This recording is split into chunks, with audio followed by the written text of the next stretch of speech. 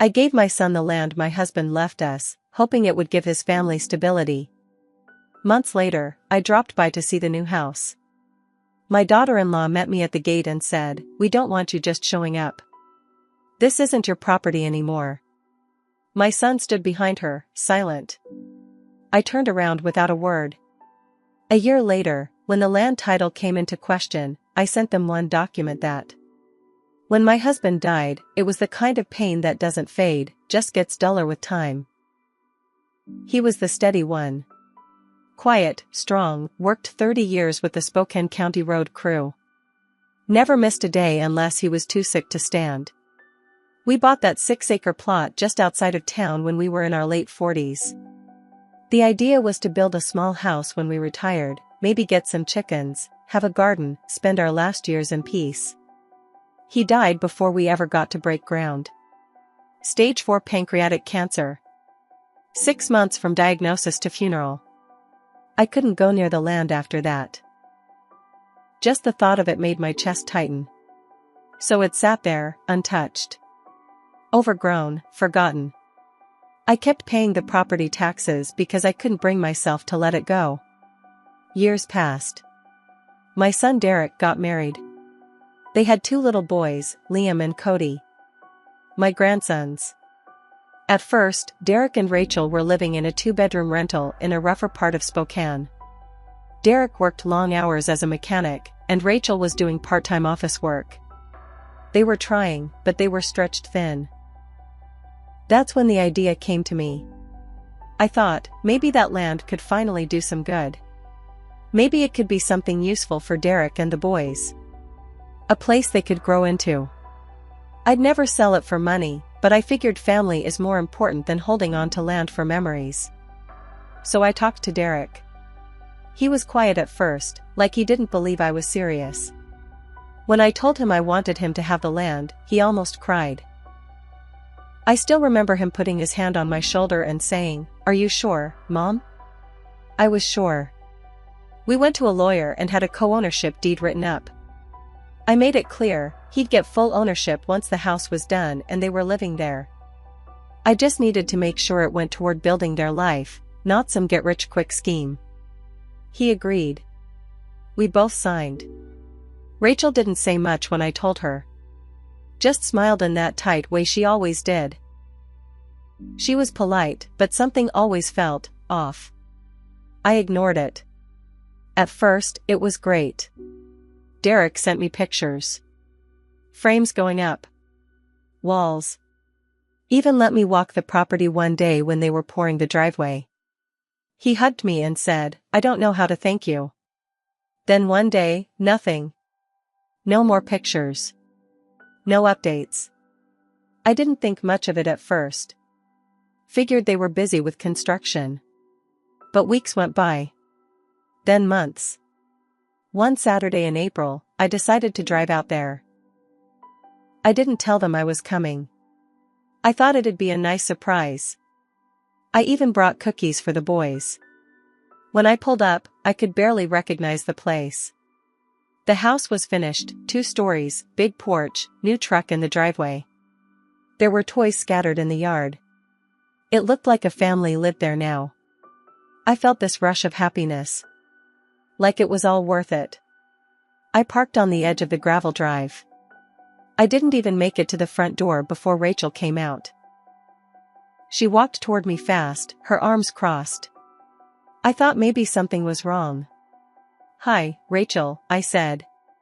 She didn't smile. "You can't just show up here," she said, firm. I blinked. I was just driving by, thought I'd see how it looked. "I brought something for the boys, this isn't your property anymore. You gave it to Derek.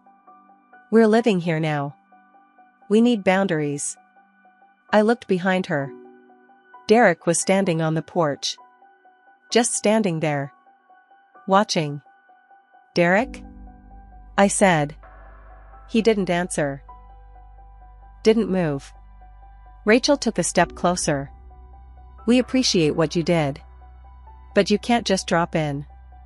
This is our home." I felt like I couldn't breathe. I looked at my son. I waited for him to say something, anything. But he just stood there, staring at the ground. I nodded. Didn't say a word. I turned around, got in my car, and left. That was the last time I saw them in person. After that, it was silence. I didn't get invited for the boys' birthdays. No one called on Thanksgiving. I mailed Christmas gifts, never heard a word back. At night, I'd sit alone and wonder what I did wrong. I'd stare at the legal file in my drawer, the one with the deed, the lawyer's paperwork, the clause about my approval being required before the final transfer. They had no idea I still held that. Then, in early March the following year, I got a letter. A firm out of Coeur d'Alene. Rachel's name was CC'd. It was a formal request for a quitclaim deed. Derek wanted the title fully in his name. Said it was to finalize refinancing. I knew immediately what was going on. They'd either spent too much or wanted to cash out. Maybe they were planning to sell. Either way, they needed my signature. The thing is, I never gave it. And without it, that land wasn't fully theirs. I didn't respond right away. I took the weekend to think. I pulled out every document. Read them again. Made sure every line said what I remembered. Then I called my lawyer. Same one I used before. He confirmed it. Derek couldn't take full ownership unless I signed the final release. Which I never did. I told him I wanted to challenge the ownership. He said we had grounds. So I sent the law firm a scanned copy of the clause they clearly overlooked: final ownership contingent on completion of residence and written, notarized approval of the grantor. No signature. No final deed. Which meant they couldn't refinance. Couldn't sell. Then I filed with the court to reverse the co-ownership and take back the land. I attached the clause, the email thread, the texts between me and Derek, and a long statement about the betrayal. The hearing was set for June. Rachel emailed me once before the court date. Said I was causing stress for the boys. Said I was being cruel. I didn't respond. My lawyer told me to stay quiet. Let the facts speak. At the hearing, Derek sat at the table across from me, his head down. Rachel tried to speak for him. The judge shut that down fast. This is between you and your mother, she said. Derek finally spoke. He tried to say he thought it was a gift. That I gave it without conditions. That I was being unreasonable. I handed over the documents. The judge looked at them, read the clause aloud, then looked at Derek. Did you read this before signing? He didn't answer. She ruled in my favor. My lawyer filed for a full retransfer of ownership to me. It was granted. I now had full control of the land. And the house they lived in. After the court decision, I thought things might settle down. I was wrong. I gave them 90 days to move out. I didn't want to throw my own son and grandkids out into the street. I told my lawyer to make it clear, if they stayed past that, I'd file for eviction. I wanted it in writing. I wanted no surprises. 2 weeks later, I started getting phone calls. Unknown numbers. Some went straight to voicemail. Others were silent when I answered. Then someone spray-painted "selfish old HAG" on the side of my garage. The police couldn't prove anything. No cameras. No witnesses. But I knew who it was. I didn't say anything to Derek. He hadn't called once since the hearing. Not even to try and talk it out. But Rachel? She sent a long, nasty email. Said I'd destroyed their lives. Said her boys were crying every night because they didn't understand why Grandma hated them. She said I had turned into a bitter woman, and that my husband would be ashamed of me. That one hit hard. But then she crossed a line. She threatened to go public. Said she'd post on social media, tell everyone I was a crazy, bitter woman who kicked her own grandkids out of their home. Said she'd ruin me. So I replied once. Just once. I told her I had every legal document, every text, every voice message. I told her I had the clause, the court ruling, and the sheriff's report from the garage incident. Then I said, if you want to go public, be my guest. I'll follow right behind you with the truth. She didn't respond. But 3 days later, Derek called. First time in almost a year. His voice was low. Tired. Mom, he said. Please don't do this. The boys don't understand. I gave you everything, I said. You stood there and watched her treat me like a stranger. He didn't deny it. He just said, I was trying to keep the peace. I laughed. I couldn't help it. You kept the peace with her. Not with me. He didn't argue. They stayed until the very last day. Then, like cowards, they moved out in the middle of the night. No goodbye. No apology. I thought that would be the end. Then I got a letter from the county. There was a lien on the house. Apparently, Derek and Rachel had taken out a private loan during construction, using the house as collateral, even though the land wasn't fully theirs. They had forged my signature on a fake deed to get the loan. It was fraud. And now the lender was coming after me, because the land was in my name. That's when I realized, this wasn't just betrayal. It was criminal. I called my lawyer. He told me we had two options. Settle and pay the lien to avoid the hassle, or press charges. I chose the second. Rachel had always acted like she was smarter than everyone else. Let's see how smart she looked in court. Filing criminal charges wasn't something I ever thought I'd do, especially not against my own son and his wife. But the more I dug, the worse it got. The forged deed they used to get that construction loan? It had my name on it, copied from a previous document, but clearly not signed by me.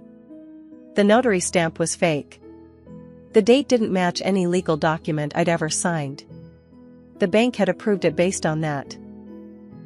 My lawyer sent a certified letter to the lender, along with copies of the real deed and the court ruling. The loan company went quiet for a few weeks. Then their legal team called back with an offer. They would drop the lien if I agreed not to press charges against Derek and Rachel. Said it would be less messy for everyone. I told them no. I wasn't cleaning up after their lies. So I filed a police report. The detective I spoke with was blunt. Forgery of a deed is serious. Fraud tied to a property loan? Even worse. Especially when it's over $100,000. Rachel was the primary name on the loan documents. Derek had signed too, but every fake signature traced back to her handwriting. A week later, police served a warrant at their new rental home. That's when things really started to unravel. I got a knock at the door one morning.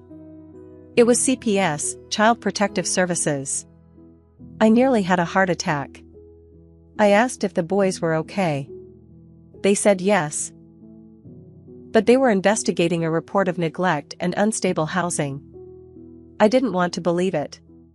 But the woman from CPS said Derek and Rachel had moved into a one-bedroom apartment behind a gas station. No washer. Barely working heat. Rachel was unemployed, and Derek's hours at the garage had been cut. They were behind on rent already. It hit me like a freight train. I never wanted the kids to suffer. My fight was with their parents. But those boys were stuck in the middle. A few days later, I got a call from Derek. This time, his voice was cracked. Broken. Mom, he said, I know you hate us right now, but the boys, they don't have anything. We messed up. Bad. I know. Rachel's being investigated. They said CPS might take the boys. I didn't answer right away. Then he said something I never expected. Can they come stay with you for a while? Just until we figure something out? That silence between us was long. I should have said no. I should have slammed the door on the whole mess. But those boys, they were innocent. I told him I'd do it under one condition: full legal custody, temporary, signed by the court. I wasn't playing games. He agreed. My lawyer drew up the papers. A family judge approved it. I drove to pick up the boys myself. Liam didn't say a word on the way to my house. Cody, the younger one, kept asking why mommy was crying. I didn't know what to tell him. I made up their old room. I cooked their favorite dinner. And for the first time in months, my house felt warm again. But the storm wasn't over. 2 weeks later, Rachel was arrested. Charged with mortgage fraud, forgery, and filing false documents. Derek wasn't arrested, but he was under investigation too. Turns out, Rachel had opened a credit card in my name a year earlier. Small charges, but still illegal. He claimed he didn't know. I didn't believe him. I filed a fraud claim. Cancelled the card. Froze my credit.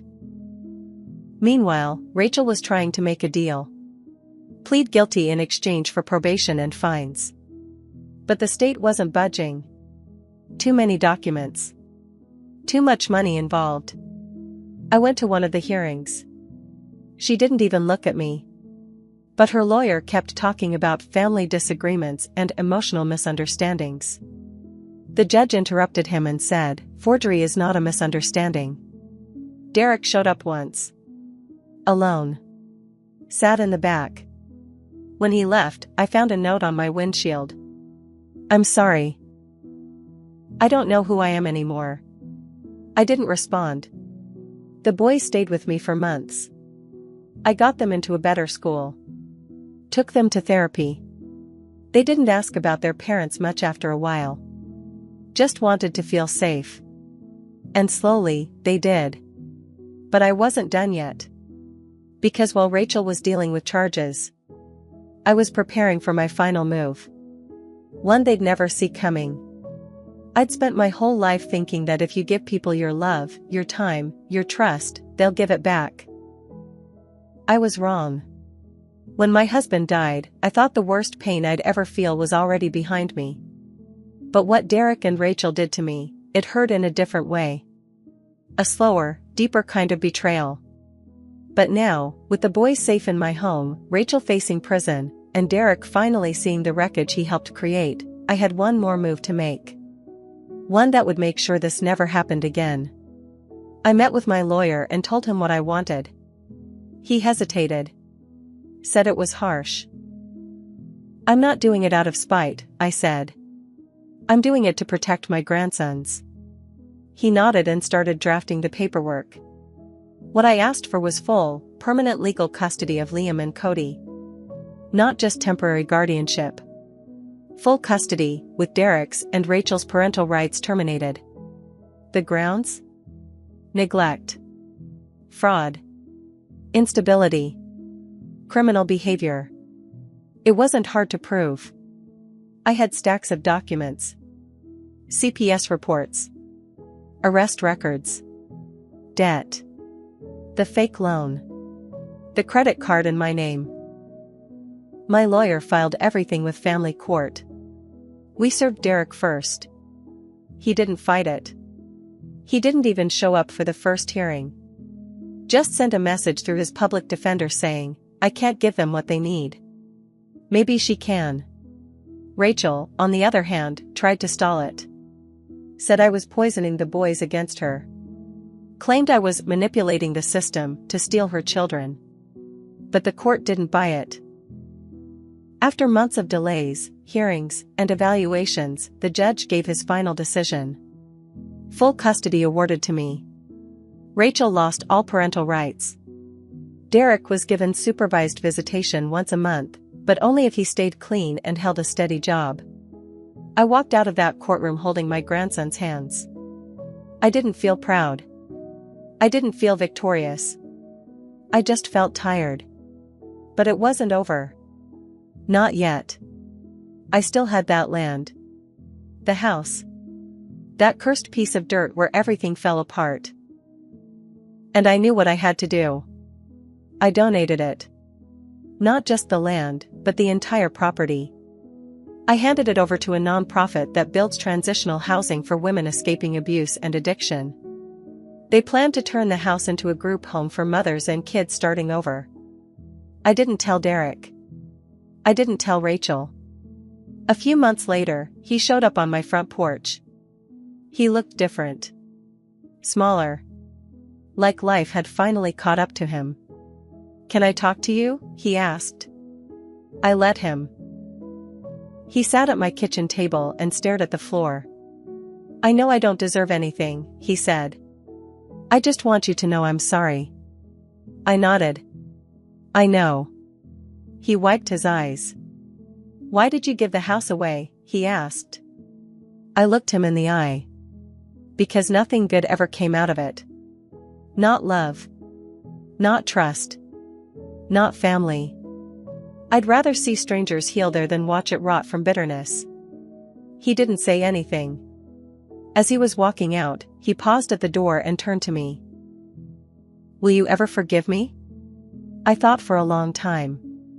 "I don't hate you," I said. "But forgiveness, that's going to take a long time." He nodded and left. Rachel ended up serving 16 months. Got out early for good behavior. Tried to fight for visitation rights when she got out. The judge denied her. Last I heard, she moved to Idaho with her sister.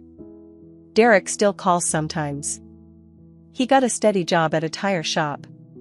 Started going to therapy. He shows up for his boys now. Not perfectly. But he's trying. As for me, I never expected to raise kids again in my 60s. But I do. Every day. I make breakfast.